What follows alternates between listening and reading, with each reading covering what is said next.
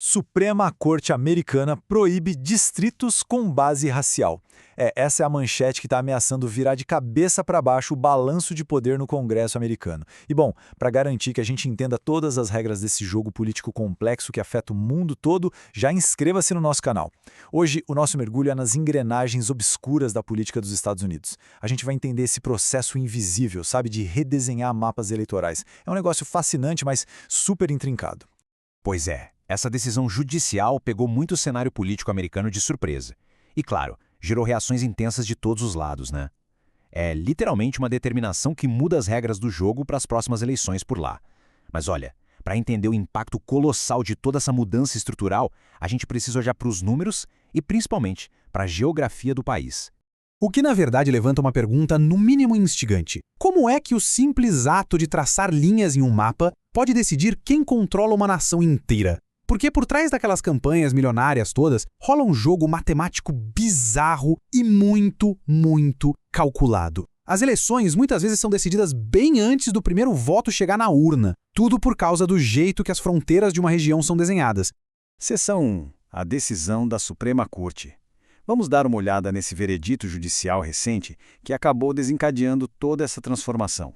Os detalhes desse veredito mostram uma baita guinada. Olha só, por uma maioria conservadora de 6-3, a Suprema Corte Americana decidiu que aquela exigência de usar critérios demográficos e raciais na hora de desenhar os distritos eleitorais não é mais aplicável. Isso era baseado na seção 2 da Lei dos Direitos de Voto de 1965. A argumentação jurídica deles tratou essa questão de uma forma bem parecida com aquela recente proibição de cotas universitárias por lá. A ideia dos juízes é que essas políticas deveriam ser medidas temporárias e não regras definitivas para o mapeamento das eleições. Seção 2. O voto distrital explicado. Para a gente conseguir compreender o peso real dessa decisão do Congresso, temos que entender a mecânica básica do sistema eleitoral americano. É diferente de sistemas onde o voto vai para uma lista ampla de candidatos num estado inteiro. Lá, os Estados Unidos fatiam a população. E o número mágico aqui é 400 mil.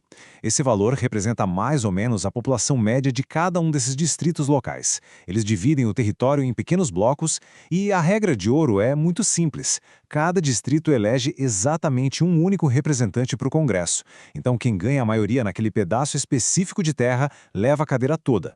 E o ponto exato onde esse sistema fica super vulnerável fica bem claro quando a gente faz uma comparação rápida. De um lado, a gente tem modelos como o do Brasil, onde quem gerencia o mapa das zonas eleitorais é um tribunal independente, o TSE. Mas nos Estados Unidos, a história é bem diferente.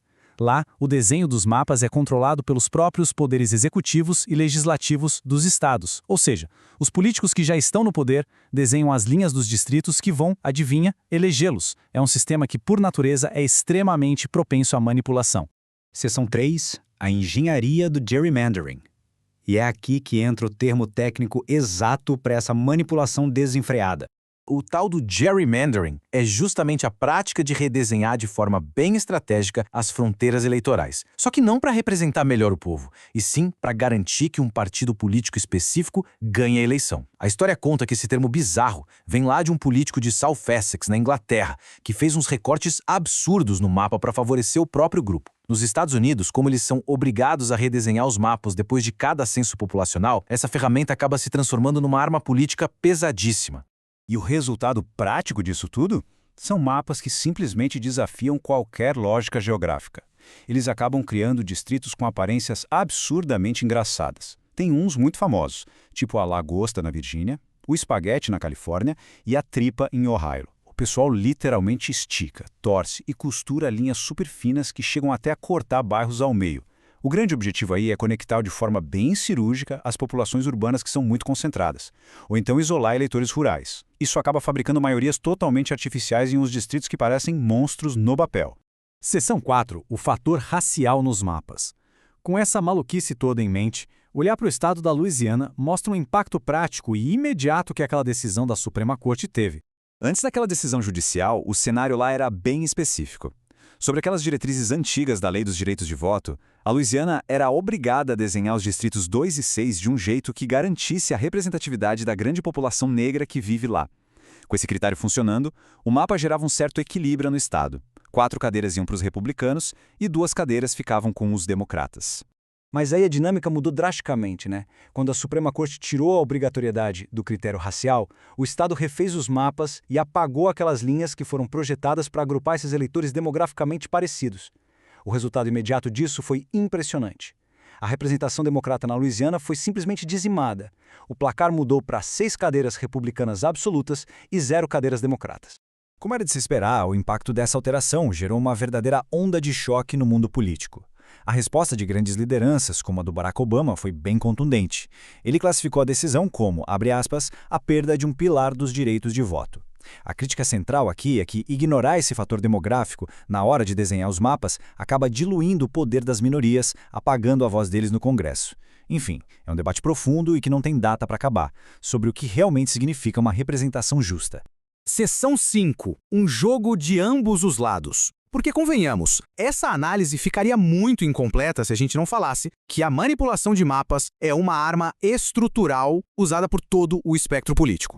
Os dados regionais provam exatamente isso. Pega a Nova Inglaterra, por exemplo. Cerca de 36% da população de Massachusetts é republicana. Em Connecticut, esse número chega a 42%. Mas, por incrível que pareça, os republicanos ganham 0 cadeiras no Congresso nesses estados. Como o Partido Democrata lá controla os executivos locais, eles usaram o gerrymandering para diluir os eleitores conservadores com tanta eficiência que impediu qualquer chance deles elegerem um único representante. Deu outro caso clássico em Illinois também, onde rolaram propostas de distritos em fila indiana, desenhados puramente para blindar cadeiras progressistas.